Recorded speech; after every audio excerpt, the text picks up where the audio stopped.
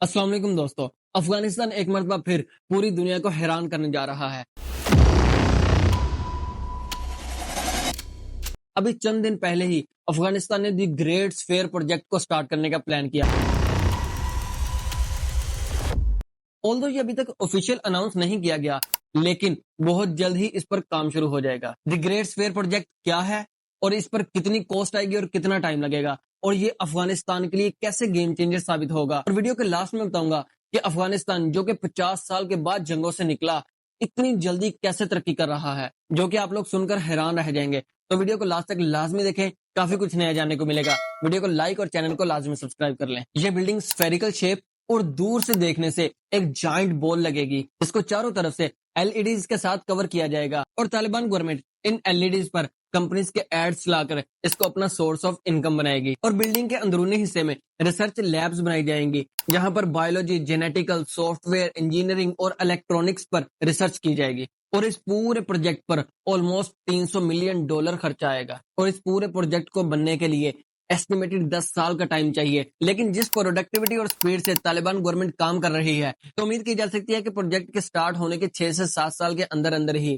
یہ بلڈنگ بن کے تیار ہو چکی ہوگی۔ اور یہ پروجیکٹ افغانستان کے لیے گیم چینجر ثابت ہوگا، کیونکہ اس میں 2.5 لاکھ کے قریب ورکرز کام کریں گے، جو کہ موسٹلی افغانستان سے ہی ہوں گے، جس میں ورکر، انجینئر، ٹیکنیشین اور ہر طرح کے لوگ ہوں گے، اور ایک بہت بڑی تعداد میں لوگوں کو روزگار ملے گا۔ آپ لوگ کہہ رہے ہوں گے کہ باقی سب تو ٹھیک ہے، لیکن افغانستان جو کہ 50 سال سے جنگوں میں گھرا ہوا تھا، آخر اتنی جلدی اتنے بڑے پروجیکٹ کو کیسے سٹارٹ کر سکتا ہے، اور $300 ملین کی رقم کو کیسے بیئر کر سکتا ہے؟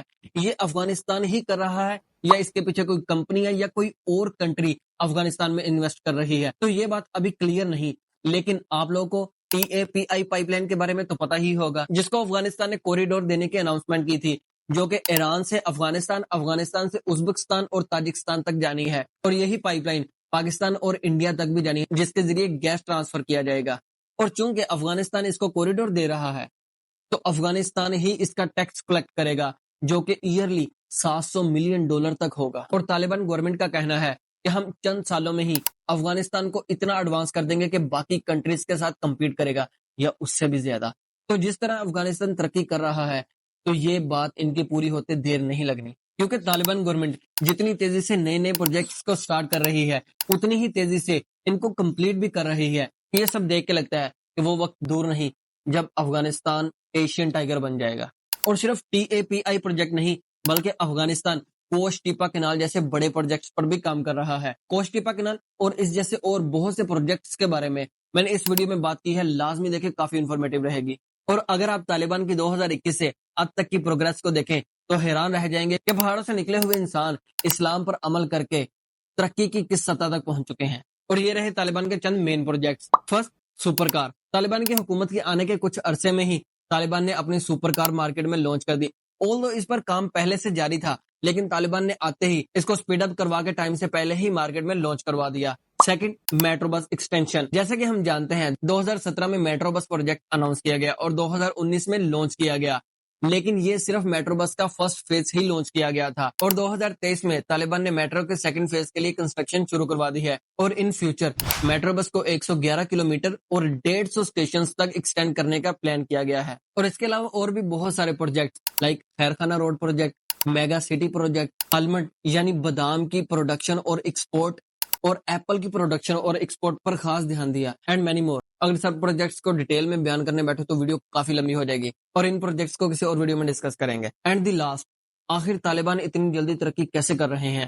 ایسی کون سی بات ہے ان میں جو کبھی کسی سے ہارتے بھی نہیں اور حکومت میں آتے ہی پوری دنیا کو حیران کر رکھا ہے؟ ایک وجہ تو سب کو نظر آتی ہے، ان کی شخصیت اور ان کا لا اینڈ آرڈر، اور لا اینڈ آرڈر پر کوئی کمپرومائز نہیں، جس کی وجہ سے پورے ملک میں کرپشن کا لیول 0%، اور کرمنل ریٹ نیگیٹو، انفلیشن بھی نیگیٹو۔ لیکن اگر اسلام کے پوائنٹ سے دیکھیں تو یہ دنیا اپنی کنکلوژن کی طرف جا رہی ہے، مطلب قیامت کے قریب تر قریب ہو رہی ہے۔ آپ لوگ کہہ رہے ہوں گے کہ افغانستان کی ترقی کا قیامت کے ساتھ کیا لنک؟ ایک منٹ دیں، آپ لوگ انشاءاللہ سمجھ جائیں گے۔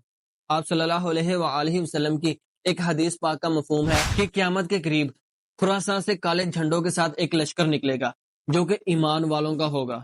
اور آپ صلی اللہ علیہ وآلہ وسلم کی زندگی مبارک میں پاکستان، افغانستان اور ایران کو خراساں کہتے تھے۔